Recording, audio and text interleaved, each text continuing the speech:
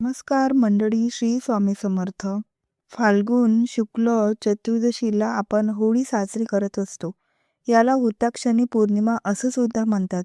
होळी हा दिवस आपल्या आयुष्यातील जे काही संकट आहे, जे काही शारीरिक मानसिक कष्ट आहे, याचं दहन करण्यासाठी अतिशय महत्त्वाचा दिवस. आणि या व्हिडिओमध्ये हे जे काही उपाय आहेत ते तुम्ही वर्षातून एकदाच करू शकता. ते कुठले? तेच आपण आजच्या व्हिडिओमध्ये पाहणार आहोत. सगळ्यात महत्त्वाचं की हुताक्षणी पौर्णिमा 2026 मध्ये 2 मार्च सोमवारी संध्याकाळी 5:55 सुरू होत आहे. या पौर्णिमेची समाप्ती ही 3 मार्च रोजी मंगळवारी सायंकाळी 5:07 समाप्त होणार आहे.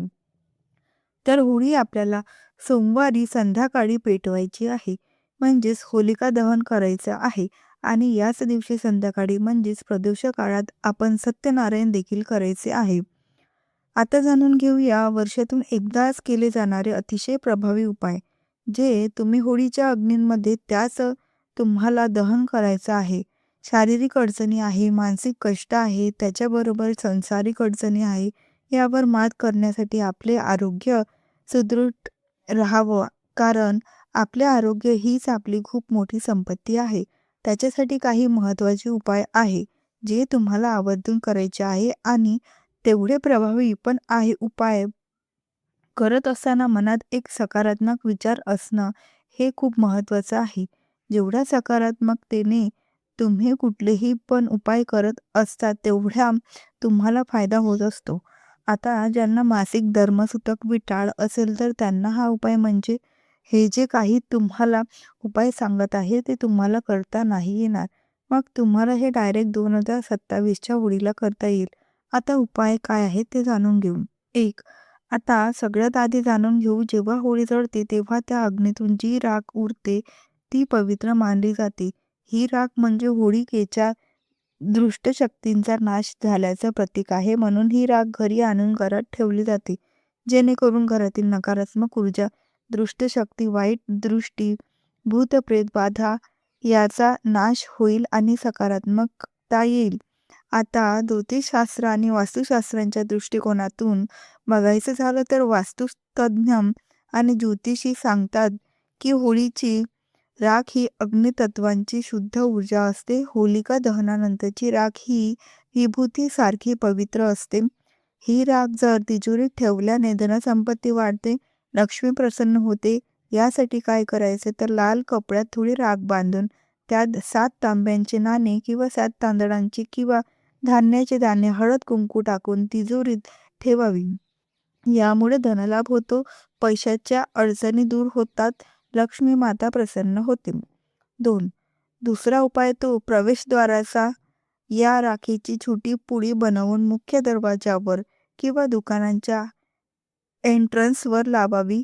यामुळे नकारात्मक ऊर्जा आणि बाहेरचे दोष घरात येत नाही. 3. तिसरा उपाय म्हणजे मनासारखा जोडीदार मिळावा, याच्यापेक्षा सुयोग्य जोडीदार मिळावा म्हणून आपल्याला त्या होलिकेमध्ये काही गोष्टी दहन करायच्या आहेत. 7. आपल्याला हळकुंड घ्यायचे आहेत. अख्खे हळकुंड 7च घ्यायचे. ते तुमच्या स्वतःवरून उतरवून टाकायचे. ज्याला लग्न व्हावं, अगदी ताई माझं म्हणजे डिवोर्स झाला आहे, मला दुसरं लग्न करायचं आहे, असं जरी तुमचं असेल तरी सुद्धा तुम्ही हा जो काही उपाय सांगते तो तुम्हाला करायचा आहे. 7 हळकुंड उजव्या हातांमध्ये धरायचे आणि स्वतःच्या डोक्यावरून आपल्या डोक्याला गोल क्लॉक वाईज सरळ जातं, जसं फिरतं तसं क्लॉकवाईज 7 वेळा स्वतःवरून ओवाळायचं आहे. स्वतःवरून उतरवून घ्यायचं आणि तुमच्या घराच्या आजूबाजूला जिथे कुठे हे सार्वजनिक होळी आहे, तर त्या होळींमध्ये नेऊन तुम्हाला टाकायचं आहे. होळीचं दर्शन घ्यायचं, होळीला प्रदक्षिणा घालायच्या आणि त्यानंतर घरी यायचं आहे. आता घरातून जिथे होळी आहे तिथपर्यंत जाताना मागे वळून बघायचं नाही किंवा दुसऱ्यांच्या कोणाच्या घरी जायचं नाही. तिथून डायरेक्ट तुम्ही तुमच्या घरी यायचं. घरी आल्यानंतर हातपाय वगैरे दारातच धुवून घरांमध्ये यायचं, घराच्या देवाला नमस्कार करायचा आणि त्याच्यानंतर परत तुम्हाला बाहेर जायचं असेल तर तुम्ही जाऊ शकता. काही हरकत नाही. हा उपाय तुम्ही स्वतः करू शकता किंवा दुसऱ्यांना देखील करायला सांगू शकता. 4. यानंतर बघा पुढील उपाय तुम्हाला सांगते. सर्वात पहिलं तुम्हाला खाऊची पानं आणायची आहेत. तुम्हा सर्वांना माहीत आहे की खाऊच्या पानांना आपल्या हिंदू संस्कृतीत आद्यस्थान आहे. प्रत्येक पूजेला खाऊची पानं लागतात. होळी दिवशी हीच खाऊची पानं तुमच्यासाठी वरदान ठरू शकतात. होळीच्या दिवशी 2 खाऊची पानं घ्यायची, ती तुपात भिजवायची आणि जी सार्वजनिक होळी आहे त्यामध्ये तुम्हाला ती अर्पण करायची आहे. यामुळे आर्थिक संकट दूर होतं. पैशाची कमतरता वर्षभर तुम्हाला वाचत नाही. तुमचा उद्योगधंदा, व्यवसाय असू द्या, तो व्यवस्थित चालू लागेल किंवा नोकरी असेल तर नोकरीमध्ये तुमची प्रगती होईल. जो काही कमी पैसा येतो, जास्त पैसा येतो, त्या पैशात बरकत होताना तुम्हाला बघायला मिळेल आणि तुमच्यावर कर्ज झालेलं आहे, कर्ज वाढत चाललेलं आहे. कर्ज फिटण्यासाठी बरेचसे प्रयत्न करताय, पण पैशाची तडजोड होत नाहीये. तर त्यासाठी सुद्धा तुम्ही हा उपाय करू शकता. याचे तुम्हाला खूप चांगले अनुभव येतील. 5. ह्याच्यानंतरचा पुढचा उपाय म्हणजे बऱ्याच वेळेला आपल्याला असं वाटतं, की बघा, की माझ्या घराला नजर लागलेली आहे किंवा माझा उद्योगधंदा, व्यवसाय आहे, माझं दुकान आहे, ते चांगलं चालत नाहीये. तर अशा वेळेला तुम्ही काय करू शकता? एक नारळ घ्यायचा आहे केसासहित. जे आपण फोडतो ना ब्राऊन कलरचं नारळ, ते घ्यायचं आहे. केसासहित घ्यायचं. ते कोणी ओटीत दिलेलं नसावं किंवा पूजेच्या ठिकाणी दिलेलं नसावं. ह्या वस्तू स्वतः विकत आणायच्या आहेत. त्यानंतर संध्याकाळी सूर्य मावळल्यानंतर, होळीच्या दिवशी संध्याकाळी, सकाळी नाही, संध्याकाळी सूर्य मावळल्यानंतर आपल्या मुख्य प्रवेशद्वारावरून आपल्या घराचं मुख्य प्रवेशद्वार उघड ठेवायचं आणि त्यानंतर खालून आपल्या उंबरठ्याच्या मध्यभागापासून ते वरपर्यंत असा गोल हात फिरवून 7 वेळा आपल्या दारावरून, आपल्या घरावरून ते फिरवायचं आणि हे फिरवल्यानंतर डायरेक्ट घरात यायचं नाही. पूर्ण तयारीनेच अगोदरच बाहेर पाणी वगैरे ठेवायचं, पूर्ण फिरवायचं. त्याच्यानंतर डायरेक्ट होळीजवळ जायचं. सार्वजनिक होळींमध्ये नारळ टाकायचं, तिथून डायरेक्ट घरी यायचं. जाताना मागे वळून बघायचं नाही, घरी येताना मागे वळून बघायचं नाही.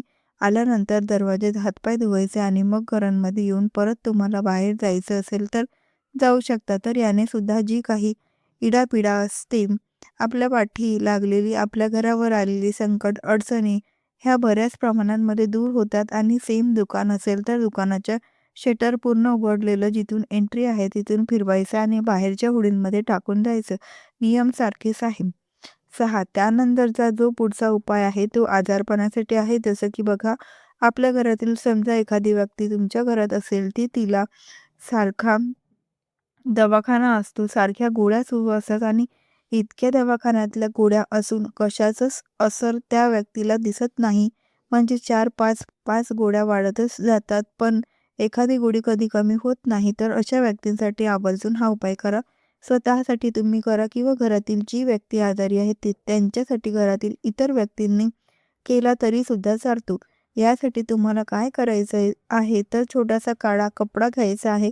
ब्लाऊज पीसचा काळा कपडा असेल तरी सुद्धा चालेल. त्याच्या मध्ये 5 कवड्या टाकायच्या आहेत, 5 मोती चक्र टाकायचं आहेत आणि त्या व्यक्तींच्या ज्या गोळ्या आहेत ना वेगवेगळ्या प्रकारच्या, तर त्या गोळ्यांमधील एक गोळी तुम्हाला त्याच्यामध्ये टाकायची आहे या कपड्यांमध्ये आणि ते दोऱ्यानेच बांधून घ्यायचं किंवा त्या कपड्यानेच गाठ बांधून घ्यायची. आता ही जी पोटली आहे, ही ती जी आजारी व्यक्ती आहे तिच्यावरून तुम्हाला 7 वेळा क्लॉकवाईज ओवाळून घ्यायची आहे, उतरवून घ्यायची आहे आणि तुम्ही स्वतः असेल तर स्वतःच्या डोक्यावरून सुद्धा 7 वेळा तुम्हाला ओवाळून घ्यायची आहे. तुम्ही स्वतःसाठी करत असाल तर ही ओवाळून झाल्यानंतर सेम जिथे होळी आहे, सार्वजनिक तिथे जायचं. होळींमध्ये टाकायची, अगदी मध्यभागी टाका की ते जळून खाक व्हावी ती पुडी. तर असं म्हटलं जातं की यामुळे सुद्धा त्या व्यक्तीचं जे आजारपण आहे ना त्यांच्यामध्ये फरक दिसू लागतो आणि हळूहळू त्या व्यक्तींच्या गोळ्या ज्या आहेत त्या बंद होऊ लागतात. म्हणजेच ती व्यक्ती निरोगी होऊ लागते. त्याच्यामुळे हा उपाय सुद्धा आवर्जून करून बघा. सेम जाताना मागे वळून बघायचं नाही, घरी येताना मागे वळून बघायचं नाही.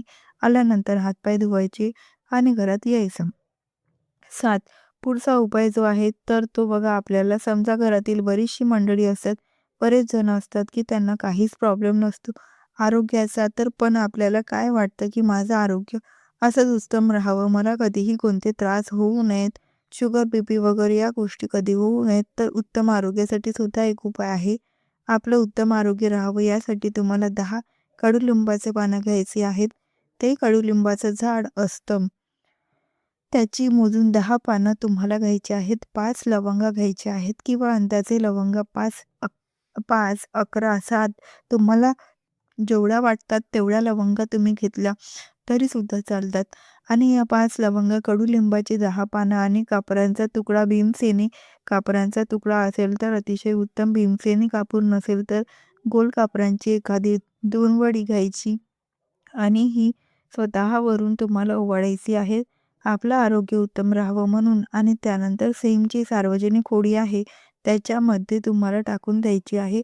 नियम सारखे, जाताना येताना मागे वळून बघायचं नाही, कुठे जायचं नाही, डायरेक्ट घरी यायचं, हातपाय धुवायचे आणि देवाला नमस्कार करून मग तुम्हाला बाकीचे जे काही काम आहेत किंवा अजून बाहेर जायचं असेल तर तुम्ही जाऊ शकता.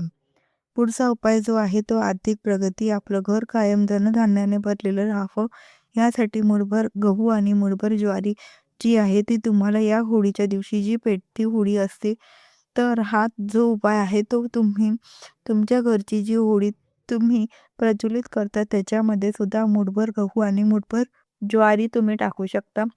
आणि जी सार्वजनिक होळी आहे त्यांच्यामध्ये सुद्धा मुठभर गहू आणि मुठभर ज्वारी तुम्हाला टाकायची आहे. यामुळे अगदी वर्षभर आपल्या घरामध्ये धनधान्याची भरभराट राहते. धान्याची कमतरता जी आहे ती आपल्याला भासत नाही. 9. यानंतरचा उपाय म्हणजे अंघोळीच्या पाण्यात थोडी राख अंघोळीच्या बादलीत टाकावी. याने नवग्रह दोषांचा प्रभाव देखील खूप कमी होतो. आता वैज्ञानिक आणि आरोग्याच्या दृष्टिकोनातून बघायचं झालं तर होलिका दहनांमध्ये औषधी वनस्पती, ती समिधा, गाईचं शेण, लाकडं जळतात. त्यामुळे या राखेत औषधी गुणधर्म असतात.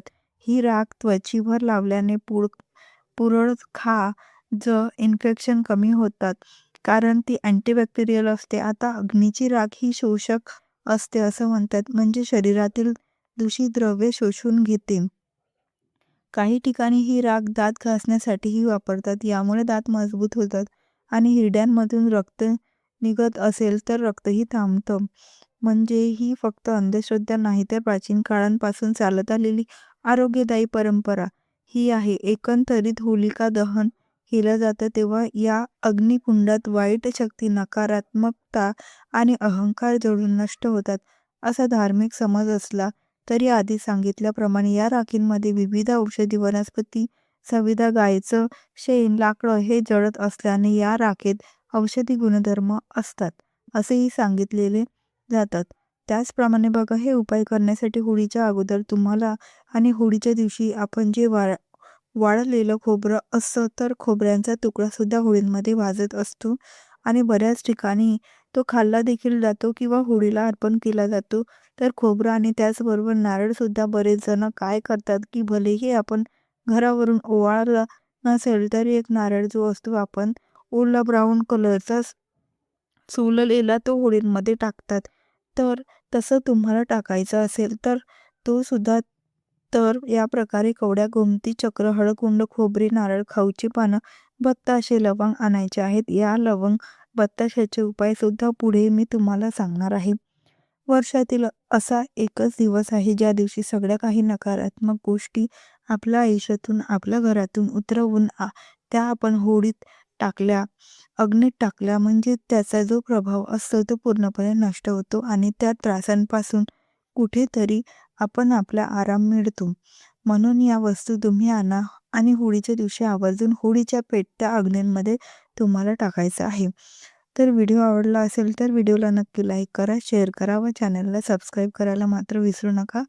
व्हिडिओ शेवटपर्यंत पाहिल्याबद्दल अगदी मनापासून तुमची खूप खूप आभारी आहे. धन्यवाद.